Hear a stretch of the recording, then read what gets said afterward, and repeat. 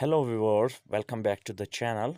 If your Motorola phone is stuck on Google account verification after a factory reset, don't worry. In this video, I will show you a simple and working method to bypass FRP using a tool. After resetting a Motorola phone, it may ask for the previously signed Google account. If you forgot the account, the device gets locked due to factory reset protection FRP. So let's get started.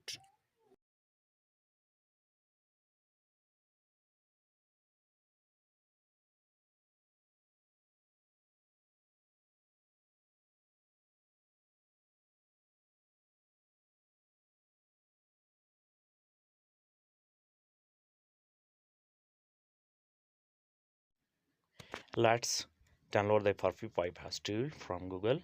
Now we are the official website of DroidKit by iMobile. As you can see on the screen, here we first download the tool.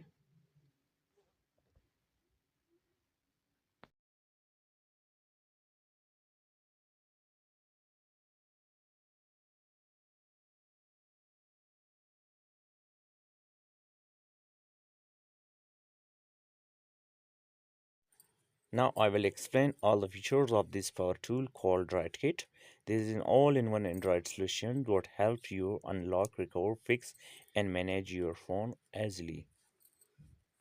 Now connect your Motorola device to the computer using a USB cable. Make sure your phone is properly connected to DroidKit. Once the device is connected, the tool will start analyzing your phone model and Android version automatically. For some Motorola devices, the tool will perform a direct FRP bypass. That means it will automatically remove the Google account lock without requiring any manual steps. However, for some devices, the tool will show step-by-step instruction on the screen. You just need to follow those instructions carefully, such as enabling specific setting, performing a few action on the phone, requiring permissions. Make sure your device stay connected during the enter process. Don't disconnect the USB cable, otherwise the process will fail. Once everything is completed, the tool will process the bypass.